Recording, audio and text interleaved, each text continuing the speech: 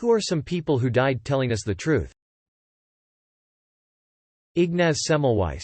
The first doctor to implement hand-washing in hospitals. It saved millions of lives and is the single greatest innovation in medicine. For his radical theory, that doctors were killing patients by not washing their hands, he was shunned from the medical profession by his peers. The rejection and failure to adopt hand-washing drove him mad. His rival took his job and had him sent to the asylum. He died 4 days after being committed, from injuries he sustained from being beaten in the ward. Years after his death, his theories about hand-washing were proven correct. Today he's known as the savior of mothers, because he first proved hand-washing saved lives by implementing it in the birthing ward, where 1 in 4 women died at the hospital during birth. This was because doctors would handle cadavers and then immediately attend to birthing mothers, infecting them. After hand-washing was implemented, the rate of death for birthing mothers dropped to less than 5%. There was a shunned Japanese politician who had spent a lot of his town's budget on building a tsunami wall that was built higher than any tsunami ever recorded in the area. Almost all people in that town cursed him for wasting their money until his death. Then came the big 2011 triple disaster in Japan. No one from the town died thanks to the barrier which withheld the biggest tsunami to ever hit. Vladimir Komarov, one of the first Russian cosmonauts. He knew the Soyuz space capsule was unsafe. He told them repeatedly, but flew anyway to spare the life of his replacement pilot. Before liftoff he demanded that when he died, all officials at the Kremlin would have to attend his funeral and see what they did to him. All they were able to retrieve was a charred heel bone. Top image are the Kremlin officials at his open casket funeral.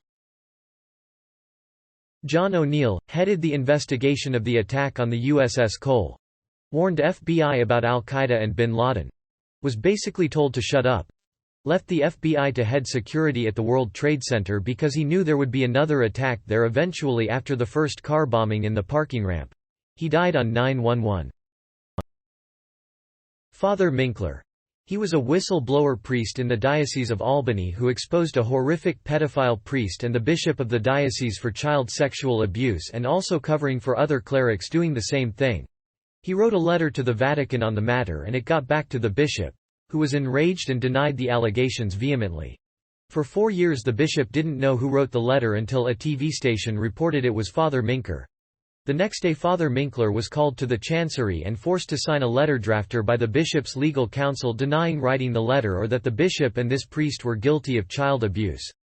2 days later he was conveniently found dead in his home by his sister. At first it was ruled a heart attack and then changed to a suicide. The diocese produced his signed statement, recanting the letter he wrote, and the bishop claimed exoneration. There was a bottle of pills found near the priest's body later determined to be muscles relaxers. The church claimed the priest intentionally overdosed on these pills and died. They also claimed he left a suicide note. However, no drugs were found in his system. And no suicide note has ever been produced. I believe Father Minkler was murdered for doing the right thing. He was posthumously vindicated after the bishop was deposed in 2019 and finally admitted to having committed sexual abuse against children and covering for others. There are currently 7 lawsuits pending against the diocese due to his abuse. The Idaho cult mom, Lori Vallow's husband, Charles. Not only did he know she was going to kill him, but he also knew the kids were in danger and begged the police to address the fact that she was clearly not mentally stable. He finally got the police to require a mental health exam for her, but there's audio of the police officers telling her how to pass it and treating her like a victim of her husband. The audio of him talking to the police is really depressing. Guy is just begging them for help and they basically patted him on the head. He was right and now he's dead and so are those poor kids. Really depressing case. Gary Webb blew the whistle on the CIA running drugs and starting the crack epidemic. He killed himself, via 2 shots to the head, and is the grandfather of the 2 gunshots to the back of the head suicide meme. Not exactly what I think this prompt is aiming at, but these are some examples of people who died while spreading the word of the disasters that killed them. Vince Coleman, a train dispatcher who sent word of the Halifax explosion to an incoming train before dying in the explosion. David A. Johnston, volcanologist who sent word that Mount St. Helens was erupting before being killed in the blast. The radio operators on the Titanic. They were still sending messages even as the ship was actively sinking.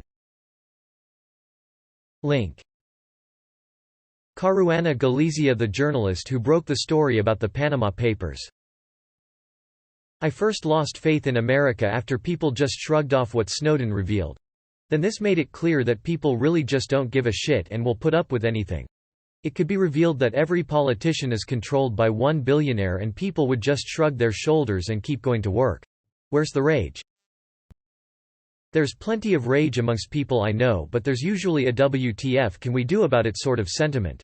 Money buys a lot, and when you have more money than all of your opposition combined, and know how to sling it, it effectively buys invulnerability. Natasha Jayat. She exposed a huge pedophile, human traffic ring in Argentina involving the football, soccer industry, celebrities, the government, and overall big names across the country. A short time later she was found dead in a bathtub, faked as an overdose. Some time before that, she'd tweeted, "If I die, I did not kill myself. We remember you, Natasha. Always." Edit. She was actually found dead on a bed with a bottle of pills. Thanks to the commenter below. The bathtub one was Alberto Nisman.